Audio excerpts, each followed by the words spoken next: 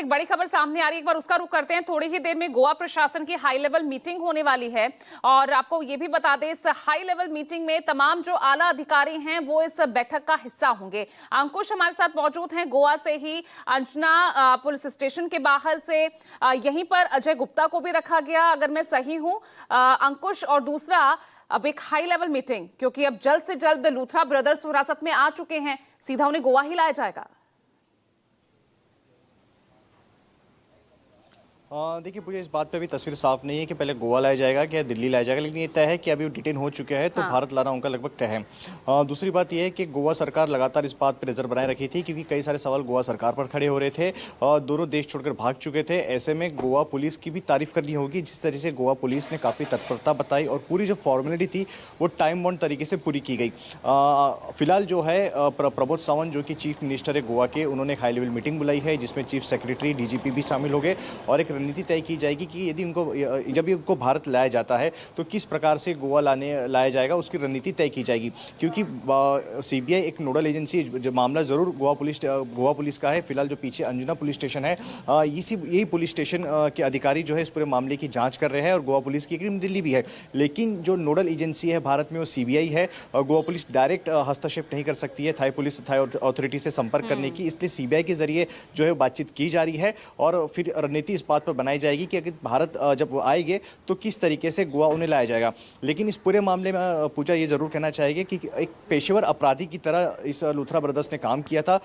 Night club में अग्निकांड के बाद वहां पे रेस्क्यू ऑपरेशन को अंजाम देने, लोगों के बीच वहां पर खड़े होने के बजाय इन्होंने भागने का रास्ता अपनाया था। आग लगी थी करीब 11:39 पर और इन्होंने सबसे पहली जो टिकट इनकी बुक की गई थी, जो एमएमटी प्लेटफॉर्म है, वहां से करीब 1:17 की, यानी 100 मिनट के भीतर, यानी आग लगने के 100 मिनट के भीतर इन्होंने मन बना लिया था और 100 मिनट के भीतर ही इन्होंने अपनी टिकट बुक करके ये देश छोड़ने की फिराक में थे। सुबह 5-5:30 बजे की इन्होंने फ्लाइट पकड़ी थी। तो इससे समझा जा सकता है कि किस तरीके से इन्होंने, जिस तरीके से इनकी मिसालें दी जाती थी, बिना किसी हॉस्पिटलिटी बैकग्राउंड के ना होते हुए भी इन्होंने एक बड़ा सा एम्पायर खड़ा किया था और काफी कम समय में इन्होंने खड़ा किया था। 2016 से इन्होंने शुरुआत की थी और इतने कम समय में इन्होंने देश भर में 25 से ज्यादा आउटलेट अपने रोमियो लेन हॉस्पिटलिटी चेन के खोल दिए थे। इसके अलावा विदेश में भी उन्होंने खोला हुआ था। तो काफी मिसालें दी जाती थी। फोर्ब्स मैगजीन में भी इनका नाम था। लेकिन कुछ उसी तरीके की मिसाल भी दी जाएगी कि जब अग्निकांड हुआ था, एक पेशेवर अपराधी की तरह वो भागे थे और पूरी एजेंसी की तारीफ करनी होगी इस पूरे मामले में, क्योंकि आसान नहीं था एजेंसी के लिए भी देश छोड़ के भागे हुए अपराधियों को, उनको लोकेट करना, कई सारी फॉर्मेलिटी पूरी करनी होती है। अगर ब्लू कॉर्नर नोटिस हम जिसकी बात कर रहे हैं, इंटरपोल द्वारा जो जारी किया गया था और लुकआउट नोटिस जारी किया गया था, उसको कोऑर्डिनेट करना सारे एजेंसी के कोऑर्डिनेशन का काम था। तो तारीफ करनी होगी एजेंसी की भी कि उनको लोकेट करने के लिए जिस तरीके से पेशेवर तरीके से इन्होंने भागे थे, उसी पेशेवर तरीके से एक अपराधी को डिटेन किया जाता है, उसी पेशेवर तरीके से इनको लाया जाएगा।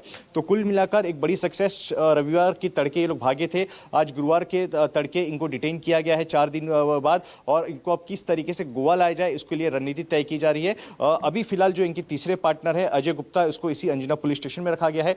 देर शाम उसे अंजना पुलिस स्टेशन में लाया गया था। दिल्ली से इसकी गिरफ्तारी हुई थी। करीब 12-12:30 बजे के बाद इसे मापसा का जो कोर्ट है वहां पर पेश किया जाएगा और संभवतः गोवा पुलिस इसके रिमांड की वहां पर मांग करेगी और संभवतः पॉसिबिलिटी इस बात की भी है कि रिमांड मिल जाएगी, क्योंकि कई सारे तथ्य है इस मामले में जो गोवा पुलिस को जानने हैं। और Ajay Gupta one of the partner, यानी इन दोनों लूथरा ब्रदर्स के पार्टनर भी है। तो हम कह सकते हैं कि गोवा पुलिस भी एक्शन में है।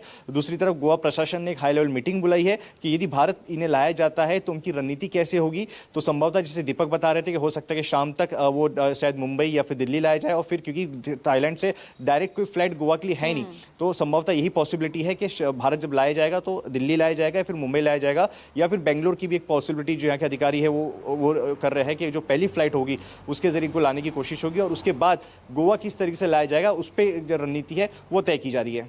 चलिए ठीक है, तो अब ऐसे में जो है नजर अब रहेगी आखिर कब तक उन्हें भारत लाया जाता है, कब तक जो है रास्ता क्लियर होता है। बहुत बहुत शुक्रिया आपका अंकुश, संजीव और दीपक इस तमाम जानकारी के लिए।